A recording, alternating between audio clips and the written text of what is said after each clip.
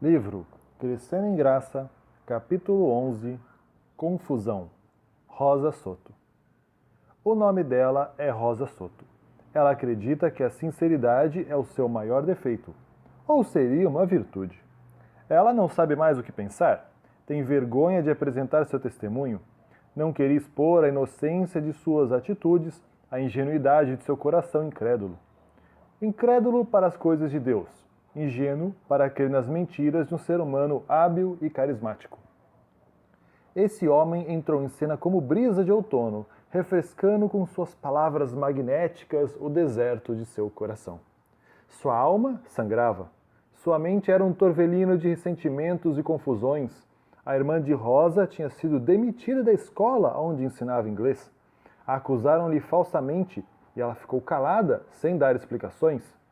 Eles me conhecem e sabem que eu não seria capaz de fazer o que me acusam. Mas diga-lhes aonde você estava. Para quê? Eles têm que confiar em mim. Só que a vida não é como desejamos. No mundo não basta ser bom, também é preciso parecer bom. Não é sábio viver preocupado somente com as aparências, mas também é imprudente acreditar que as aparências não têm nenhuma importância. E a irmã de Rosa foi despedida. Isso foi por causa de seu silêncio soberbo. Naquela ocasião, pensava que os diretores tinham sido injustos com ela, foi mandada embora e sofreu muito. Não por causa do emprego, mas pela desconfiança dos líderes que a conheciam desde pequena. O diretor da escola onde ela trabalhava teve o apoio do presidente da associação. A partir deste dia, uma ferida foi aberta em seu coração e a inocência voou como uma pomba branca que se despede batendo as asas. Perdeu-se atrás de uma nuvem cinzenta de suspeitas e dor. Os olhos de Rosa começaram a ver coisas que antes não viam. Incoerências humanas, desatinos administrativos. Pequenos grãos de areia que se transformaram em pedras enormes que assustavam. E o tempo se encarregou de fazê-la perder totalmente a confiança na igreja. Foi então que chegou à cidade de Rosa aquele homem carismático, um pregador poderoso e excelente comunicador. Parecia um anjo enviado por Deus para curar suas feridas e seu coração com tantos líderes de igreja que ela precisava denunciar. As pessoas podiam ficar horas a fio ouvindo aquele homem falar. Ele manejava as escrituras e o espírito de profecia com extraordinária habilidade. Rosa ficou fascinada por suas explicações e pela maneira como falava das maravilhas que o Senhor fazia por intermédio de seu ministério. A princípio, ele não dizia abertamente, mas nas entrelinhas criticava a igreja organizada. O coração dela, já ferido pelo que fizeram com sua irmã, foi um terreno fértil para as críticas veladas daquele homem. Não sei em que momento comecei a duvidar, diz ela. A incerteza invadiu sua alma como um bando de formigas minúsculas a se apoderar primeiro de seus sentimentos e depois da razão. De repente, nada mais importava. O crepúsculo chegou à sua vida e a conduziu a uma cova vazia. Um desconsolo e uma fraqueza extrema se apoderaram de seu ser. As paredes de sua alma se retraíram, suas veias se estreitaram e os músculos se encolheram como se ela tivesse com medo. Rosa descobriu então que esse medo deu origem às suas dúvidas. Naquele instante, ela pouco se importava que, de repente, nada mais lhe despertasse atenção. Pouco se importava com os argumentos que pastores e irmãos apresentavam para que ela voltasse a confiar na organização. Hoje ela entende que suas atitudes eram apenas o grito rebelde de seu coração ferido. Mas naquela ocasião, sem que percebesse, Rosa afundou-se nas águas turvas da desconfiança que nascia do ressentimento. Ela nunca abandonou a igreja. Continuou assistindo os cultos. Gostava da música, afinal. Suas duas filhas cantavam no coro de adolescentes e participavam do clube de desbravadores. E ali terminava a sua relação com a igreja. Durante muitos meses, Rosa guardou seus dízimos na gaveta do criado mudo. O dízimo de cada mês em seu respectivo envelope. Para ela, aquele era um dinheiro sagrado no qual não se atrevia a tocar. Tampouco queria entregá-lo à igreja, porque pensava que dali iria para a associação que havia despedido injustamente a sua irmã. A chegada daquele pregador à igreja de Rosa foi um fator determinante em sua história. Ela ficou encantada com as histórias que ele contava, maravilhosos milagres de conversões, e afirmava que o mundo em que vivemos demanda ações imediatas, enquanto a igreja às vezes precisa de comissões para só então entrar no campo da ação. Suas ideias pareciam coerentes. Ela pensou que seus dízimos nas mãos daquele homem podiam ser bem mais usados e com resultados muito mais positivos. Por isso, quando ele solicitou uma oferta voluntária para ajudar o seu ministério, Rosa levou o dinheiro que guardava na gaveta. Pastor, isso aqui não é uma oferta, são meus dízimos, ela disse. Eu não preciso saber dos detalhes, irmã. Esse é um assunto entre a senhora e Deus. Saiba que esse dinheiro será usado com muita sabedoria para a honra e glória de Deus. Isso pareceu sensato, e a partir desse dia, Rosa começou a enviar-lhe o dízimo todos os meses. Certo dia, sua filha de 16 anos a viu preenchendo um cheque e perguntou: Você está enviando a ele uma oferta ou seu dízimo? Rosa nunca havia mentido para as filhas. Sempre tiveram uma relação transparente, baseada na honestidade e na verdade. Era um pacto recíproco, e não seria aquela a primeira vez que mentiria. São meus dízimos, filha. Ela olhou para a mãe bem séria, depois começou a rir e terminou com uma gargalhada que lhe pareceu um pouco ofensiva. O que foi? Você caiu, disse a filha de Rosa sem controlar a gargalhada. Eu peguei você nessa. Em que eu caí? O que você está dizendo? Mãe, não são seus dízimos, são os dízimos do Senhor. E continuou a rir da mãe. Aquele incidente podia parecer insignificante, mas a fez pensar. Os dízimos não eram dela, eram do Senhor, pertenciam a Deus e ele deveria usá-los de acordo com a sua vontade. O problema era como saber qual era a vontade de Deus. Evidentemente estudando a sua palavra. Assim Rosa abriu as Escrituras e começou a procurar sobre o dízimo e a manutenção do ministério na concordância bíblica. Encontrou 26 versículos no Antigo Testamento e 8 no Novo. No Antigo Testamento, Rosa viu o propósito do dízimo. Aos filhos de Levi dei todos os dízimos em Israel por herança, pelo serviço que prestam, serviço da tenda da congregação. Isso se encontra em Números 18, verso 21. E no Novo Testamento encontrou a seguinte ordem de Deus: Não sabeis vós que os que prestam serviços sagrados do próprio templo se alimentam? E quem serve ao altar, do altar tira o seu sustento? Assim ordenou também o Senhor aos que pregam o Evangelho, que vivam do Evangelho, como em 1 Coríntios 9, verso 13 e verso 14. Não havia dúvida. O propósito do dízimo é a manutenção do ministério. No entanto, Rosa começou a criar argumentos para não levar o dízimo à igreja. O primeiro deles foi que os dirigentes tinham sido injustos com sua irmã e muitas vezes não usavam o dízimo com sabedoria. O segundo era que a pessoa para quem ele estava enviando os dízimos também havia sido um pastor. Ela dizia que havia sido porque já não fazia parte do corpo de ministros.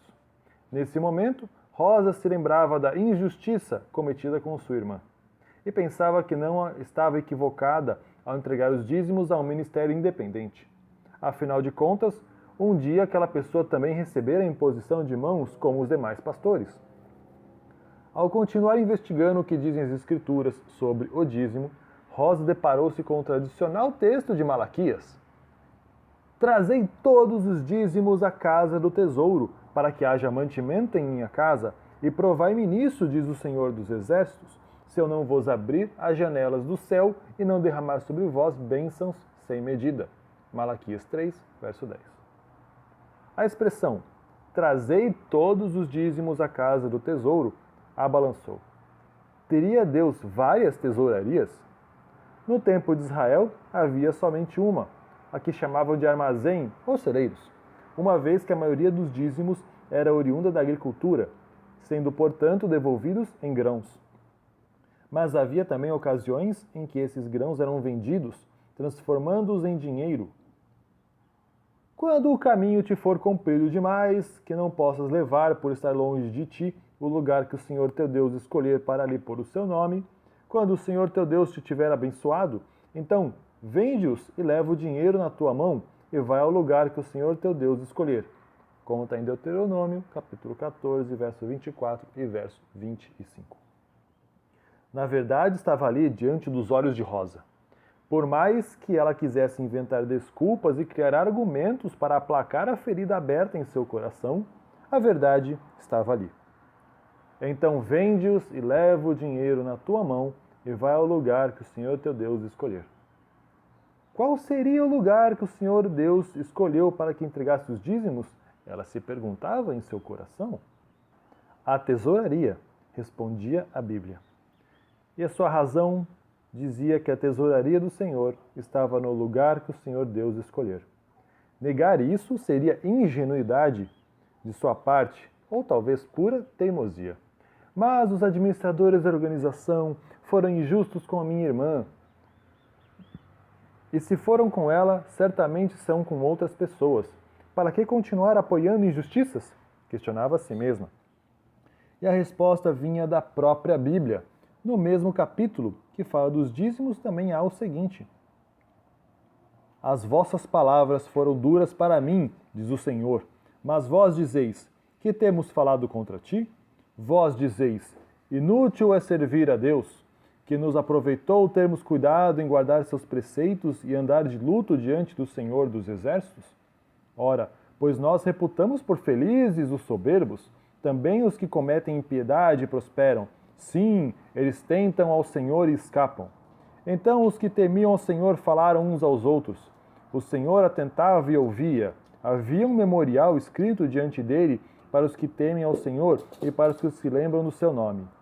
Eles serão para mim particular tesouro, naquele dia que preparei, diz o Senhor dos Exércitos. Poupá-los-ei como um homem poupa seu filho, que o serve.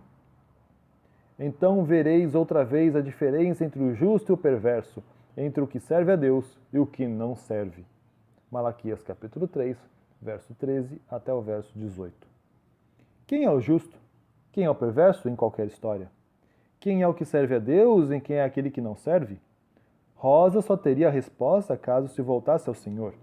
O profeta Malaquias diz algo que ela não gostava, mas era verdade. Vereis outra vez a diferença entre o justo e o perverso, entre o que serve a Deus e aquilo que não serve.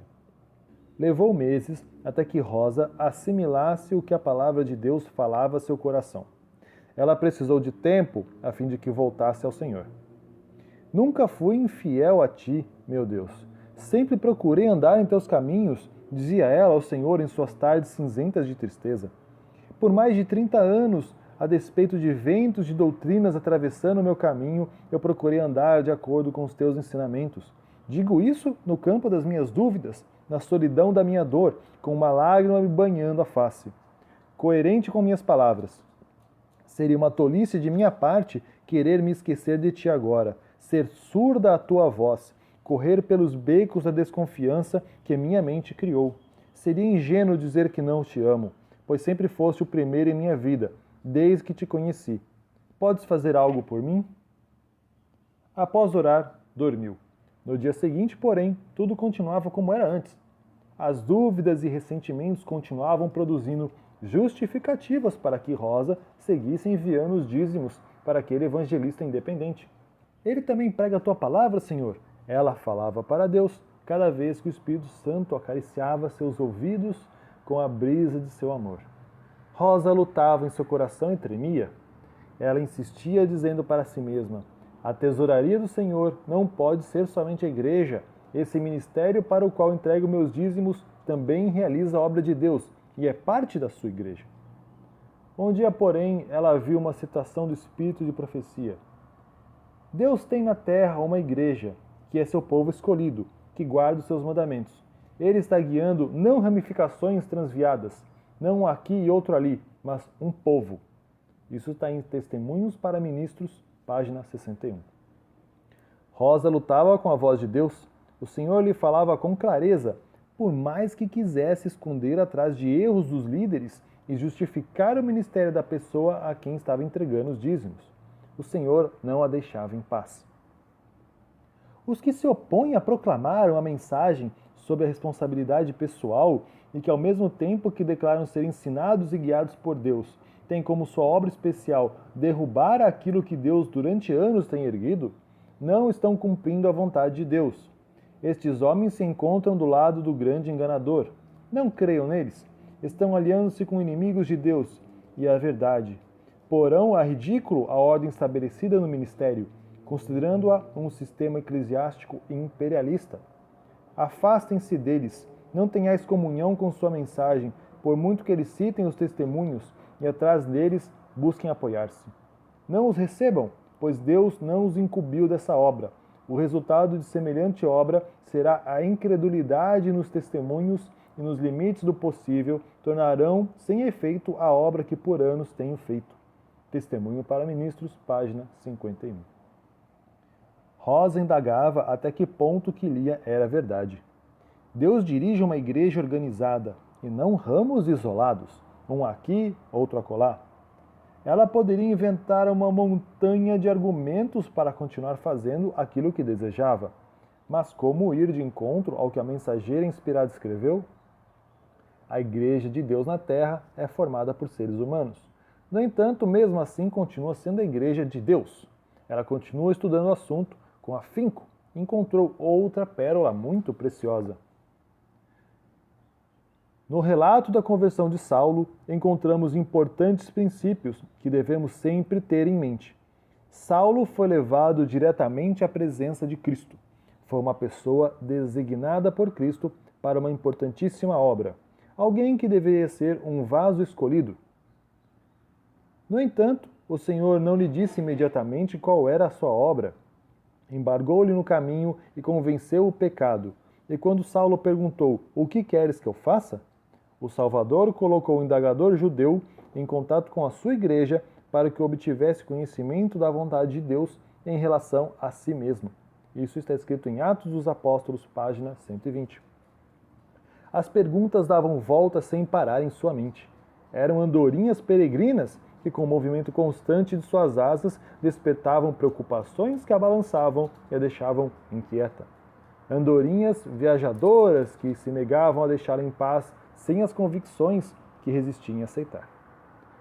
Porque Jesus não disse isso diretamente a Paulo, o que deveria ela fazer? Qual foi o motivo para que colocasse em contato com sua igreja? Finalmente, que importante princípio Rosa deveria aprender? No sábado seguinte, ela decidiu jejuar e suplicou a Deus que respondesse suas indagações. Rosa não desejava ouvir as palavras de um pastor ou de algum membro da igreja. Queria chegar às suas próprias conclusões, deixando-se conduzir pelo Espírito Santo. Então, leu o seguinte: Digo-lhe, meus irmãos, que o Senhor tem um corpo organizado, por cujo intermédio ele irá operar. Poderá haver mais de uma vintena de Judas entre eles. Poderá haver um Pedro impetuoso que, em circunstâncias aflitivas, negue ao seu Senhor. Poderá haver pessoas representadas por João, a quem Jesus amava. Talvez tenha, porém, um zelo que destruiria a vida das pessoas, mandando descer fogo do céu sobre elas para punir um insulto a Cristo e à verdade. Mas o grande mestre procura dar lições instrutivas para corrigir estes males existentes. Ele está fazendo hoje a mesma coisa com a sua igreja. Isso está escrito em Mensagens Escolhidas, volume 3, página 17. A essa altura, o coração de Rosa tinha se transformado num campo de batalha. Não podia negar os ensinamentos bíblicos, mas também não podia renegar a mensagem que o mensageiro a quem entregava os dízimos apresentava. Sua mensagem era poderosa. Falava com autoridade e apoiado nas Escrituras e nos testemunhos do Espírito de profecia. Sem medo, apontava os erros da igreja e isso a agradava. De certa maneira, ele dizia coisas que ela gostaria de dizer, mas não tinha a oportunidade. E, no entanto, a voz do Espírito Santo continuava batendo na porta de seu coração. Quando alguém se afasta do corpo organizado do povo que observa os mandamentos de Deus, quando começa a pensar a igreja em suas balanças humanas e acusá-la, podeis saber que Deus não está a dirigindo. Ele se encontra no caminho errado. Mensagens Escolhidas, volume 3, página 18. Devia ser umas 3 da tarde daquele sábado de jejum. A cabeça de Rosa doía tanto de ter que lutar com suas ideias, que levantou-se, então foi tomar um copo de água. Refrescou assim a cabeça com água fria e voltou para o quarto. Ela acredita que foi nesse momento que leu as palavras que mudaram de forma definitiva sua maneira de pensar.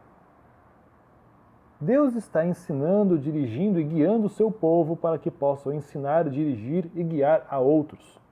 Haverá entre os remanescentes aqueles últimos dias, como sucedeu no antigo Israel, os que querem agir de forma independente, que não estão dispostos a submeter-se aos ensinos do Espírito de Deus e que não atenderão às advertências ou conselhos. Tenham essas pessoas sempre em mente que Deus possui uma igreja sobre a terra, a qual ele delegou o poder. As pessoas desejarão seguir seu próprio critério independente, desprezando conselhos e repreensões. Mas, com tanta certeza como fazem isso, elas se afastarão da fé e a desgraça e a ruína serão o fim delas. Mensagens Escolhidas, volume 3, página 23. A desgraça e a ruína de Rosa já era uma realidade. Seu coração precisava de paz. O sol da tarde que entrava pela janela lhe trouxe luz. Ela precisava tomar uma decisão. Adiá-la poderia ser fatal. Não tinha o direito de administrar o que não lhe pertencia. Não devem servir-se numa emergência e usá-lo segundo lhe pareça justo, mesmo que possam considerar a obra do Senhor. Ao pôr do sol daquele sábado, Rosa já havia nascido de novo. Saiu do fosso de seu ressentimento para voar, como um pássaro livre, até o infinito horizonte da paz celestial. Não foi fácil, mas ela o fez. Esqueceu as mágoas pessoais e decidiu devolver a Deus o que era de Deus e no lugar que ele estabeleceu como a sua casa. Esta é a história de Rosa Soto. A vida cristã é crescimento. Rosa Soto é uma filha de Deus que aprendeu a crescer a cada dia na graça de Jesus. E aí, meu querido ouvinte, este foi mais um capítulo do livro Crescendo em Graça, de Alejandro Bulhon. Se você gostou desse vídeo e desse material, deixa seu like aí no vídeo para que a gente possa saber e continuar produzindo mais. Não deixe de assinar o canal para conferir as nossas outras publicações. Um bom dia para você. Tchau, tchau.